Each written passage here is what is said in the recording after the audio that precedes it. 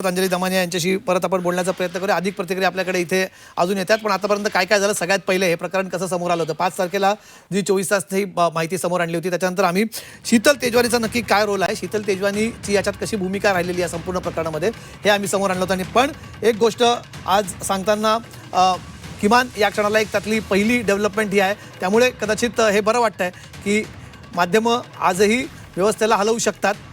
हे आपण आज या बातमीतून बघितलेलं आहे.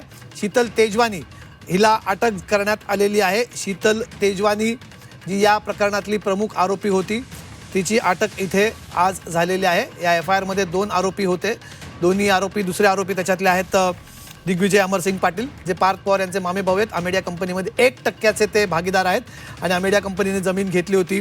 या सगळ्याबाबत जी 24 तास हे प्रकरण समोर आणलं आणि त्याच्यानंतर दुसऱ्या दिवशी मुख्यमंत्री देवेंद्र फडणवीस यांनी चौकशीचे आदेश दिले. त्याच्यानंतर खारगे समितीची स्थापना करण्यात आली. पुणे पोलिसांनी याच्यामध्ये FIR दाखल केला.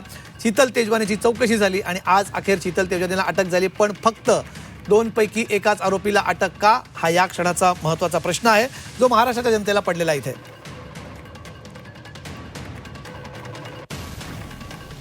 गोविंद तुपेकडे जाऊया. गोविंद, पुढची प्रक्रिया आता सुरू झालेली आहे.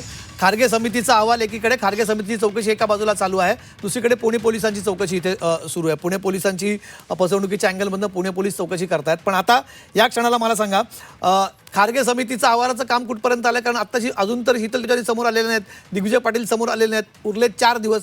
4 दिवसात खारगे समिती काय काय करणार आहे?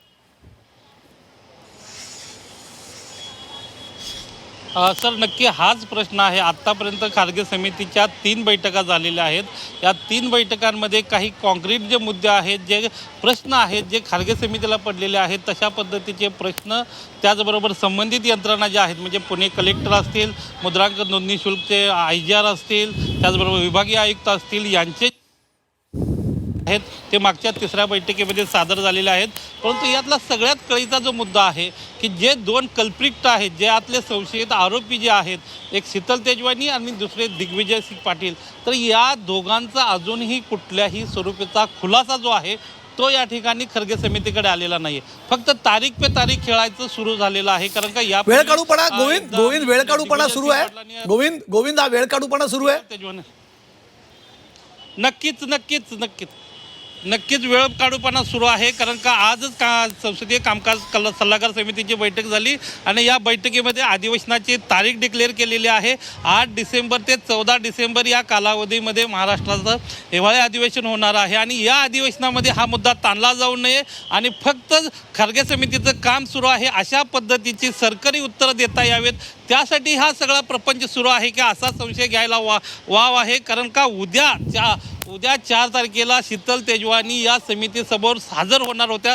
तशा पद्धतीचा त्यांनी ऑफिशियली वेळ मागून घेतला होता आणि खरगे समितीने त्यांना उद्या दुपारी 3:30 वाजताचा वेळसुद्धा दिला होता. त्याचबरोबर परवा दिवशी म्हणजे 5 डिसेंबरला दिग्विजय पाटलांना वेळ दिलेला होता. म्हणजे ह्या तारखा जर आपण लिंक जर बघितल्या आणि 7 डिसेंबरला या समितीची मुदत संपते आहे, म्हणजे 1 महिन्याची जी मुदत दिलेली आहे आणि 8 तारखेपासून हिवाळी अधिवेशन सुरू होतंय. परंतु उद्या जर शीतल तेजवानी या समितीसमोर हजर राहिल्या नाही तर कमिटीलाही बोलायला स्कोप आहे. कारण का अजून शीतल तेजवानीचं आम्ही म्हणणं जे आहे ते रेकॉर्ड केलेलं नाहीये. जी, मी गोविंद, तुम्ही राहा तिकडे.